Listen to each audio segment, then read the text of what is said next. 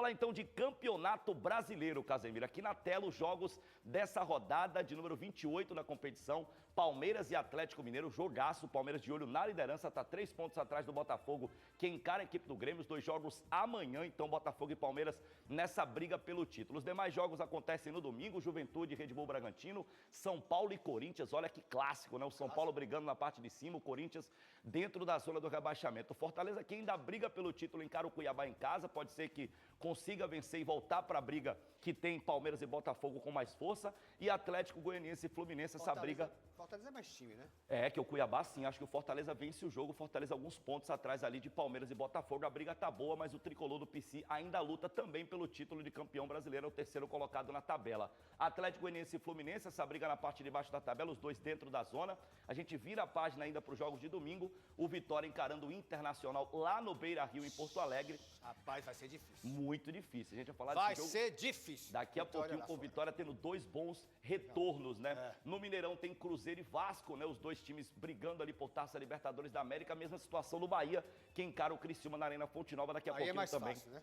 É, o Bahia tem um adversário que tá brigando na parte de baixo, embora o Criciúma no meio de semana, gol do Grêmio lá em Porto Alegre, viu? Um time complicado. E finalizando a rodada, Flamengo e Atlético Paranaense no Maracanã. O Flamengo tentando voltar a brigar pelo título, mas está um pouco distante ali de Palmeiras, Botafogo e até do próprio Fortaleza. E o Atlético Paranaense também está ali flertando com a zona do rebaixamento, um momento preocupante do Furacão, até pela eliminação de ontem na Copa Sul-Americana. Classificação na tela, Casa, é só para a gente trazer esse cenário de classificação. Botafogo líder absoluto com 56 pontos, o Palmeiras em segundo com 53, o Fortaleza em terceiro com 52. É por isso que eu acredito que ainda tem briga aqui pelo título desses três times, né? Botafogo, Palmeiras e Fortaleza. Exatamente, né? Que legal ver o Fortaleza brigando na parte de cima. O Flamengo fica ali no G4, né, mas numa situação bem mais complicada. O Tite está balançando até pela eliminação de ontem na Copa Libertadores da América. E aqui Bahia e Vitória 6-16. no mesmo nível, né? Só que o Bahia na primeira parte da tabela, o Vitória na segunda parte da tabela. O Bahia ali tentando ainda se manter no G6, está complicado. E Corinthians com 28 pontos. A diferença é que o Vitória tem 8 vitórias no campeonato e o Corinthians tem 6. Então o Corinthians é um time que empata muito, vence pouco. Sim. Tem a mesma pontuação, mas quando você vai decifrar, desmembrar essa pontuação, o Vitória tem 8 vitórias e o Corinthians tem 6. É o primeiro critério de desempate, em caso, claro, de empate na pontuação. E olha que campanha do Botafogo, né? Espetacular. O Alvinegro Carioca não é campeão brasileiro há quase 30 anos. O último título em 1995. Está nas semifinais da Taça Libertadores. E o torcedor alvinegro está curtindo essa boa fase. Está difícil tirar o sorriso do rosto do botafoguense. Líder do Brasileiro e classificado para a semifinal da Libertadores, o time só vem dando alegria aos torcedores. Sem dúvida é o momento mais especial que a gente está vivendo. Nunca imaginei eu vivenciei o Botafogo brigando por título. O Caleri acertou o travessão. Vitinho errou pelo Botafogo. A defesa de John, no chute de Rodrigo Nestor, deixou os cariocas à frente outra vez. O gol de Matheus Martins garantiu a classificação alvinegra. Festa que começou no campo e atravessou a madrugada. Cerca de 100 torcedores foram recepcionar o desembarque do Botafogo às 5 horas da manhã.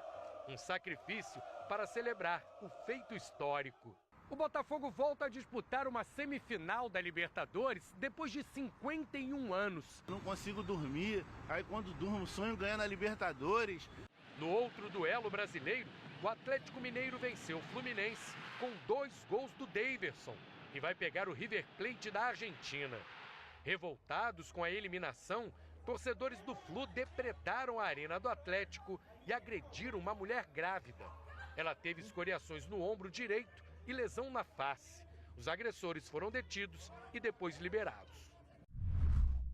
O pior de tudo é o final, né? Os agressores foram detidos e depois Mas é o que liberados. acontecendo muito, pois é. A bolha Aí do dá uma futebol, raiva né? retada. Acaba não trazendo a punição devida a esses marginais que estão aí invadindo o futebol. Infelizmente não é só aqui. É o microfone, tá dando uma saidinha aqui, mas já voltou, já tá tudo direitinho.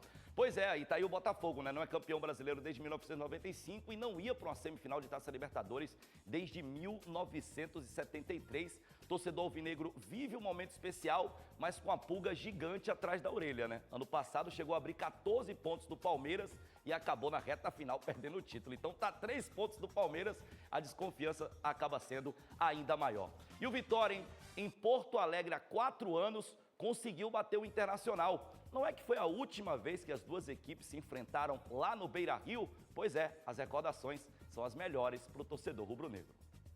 Gigante da Beira-Rio e Esporte Clube Vitória. Uma união que remete a boas lembranças. A última vez que esteve por lá, há 4 anos, o Leão eliminou o time da casa e passou para as oitavas de final da Copa do Brasil. A classificação heróica em cima do Internacional veio com uma vitória por 3-1. Domingo às 6h30 da noite, o rubro-negro volta ao estádio. Desta vez, pelo Campeonato Brasileiro, com o objetivo de se afastar da zona de rebaixamento. Em alta após vencer os 2 últimos jogos, o time do técnico Thiago Carpini terá os retornos do goleiro Lucas Arcanjo e do atacante Alejandro, artilheiro do Vitória na Série A com 6 gols. Sem perder a 7 jogos, o Inter vem de um empate com o Bragantino em 2-2 e conta com o apoio da torcida colorada.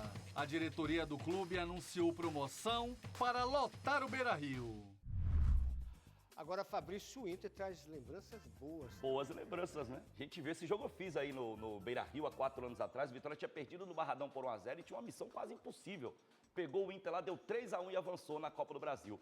O Vitória chegou à 9ª rodada desse Campeonato Brasileiro sem vencer ninguém. Sabe contra quem foi a primeira vitória? Contra o Internacional, mas o jogo no Barradão. Então o Inter traz boas recordações e tomara que esse Vitória Então consiga vamos ver. pontuar ao menos lá. Eu não digo nem vencer, mas pontuar vai ser muito importante. De repente trazer um ponto lá do Beira-Rio. Escalação do Vitória.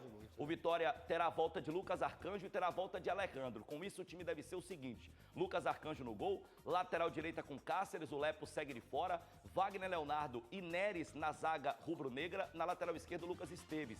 Meio campo com Luan, Felipe Machado e Mateuzinho, e no ataque Carlos Eduardo, Gustavo Mosquito e a volta do artilheiro Alejandro.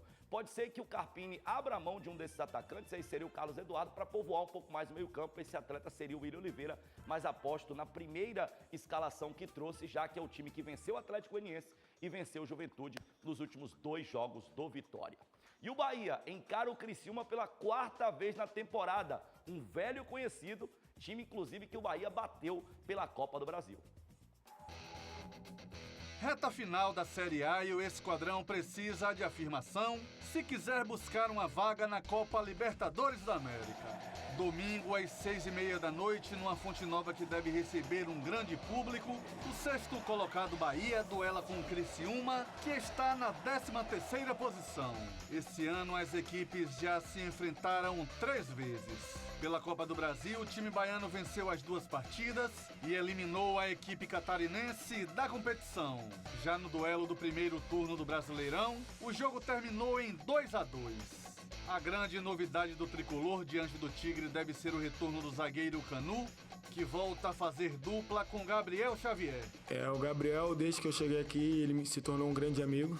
Desde quando ele não jogava, a gente sempre tinha uma parceria e é um menino que tem muita fome, sede de aprender, de crescer, de evoluir. Então a nossa principal função é dar segurança à equipe e a gente espera que continue assim. Embalado após vencer o Grêmio fora de casa por 2-1, o Criciúma estará desfalcado de 3 atletas. O volante Newton e os meias Ronald e Mateuzinho vão cumprir suspensão automática pelo 3º cartão amarelo. Por outro lado, o técnico Cláudio Tencati contará com o atacante Bolassier, que não jogou na última partida.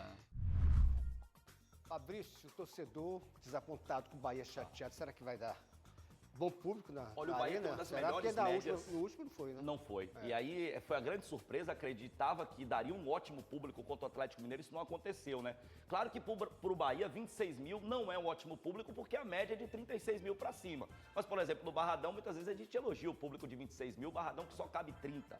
Então eu tô na expectativa, assim, de dúvidas para domingo, né? O torcedor que tá Tem chateado... que ir embora, Bahia, para botar o time para correr, pô. Eu também acho. O time é 6º colocado, tem que se manter nessa posição. Encara o adversário, onde deu muita sorte já na temporada, não perdeu ainda desse Criciúma, são 2 vitórias e um empate ao longo de 2024. Então acho que o torcedor tem que lotar, trazer um público à Arena Fonte Nova acima da média do Bahia, que é uma das melhores médias de público do campeonato, acima de 36 mil pagantes em seus jogos dentro de casa. A escalação do Bahia com a volta do Canu, hein?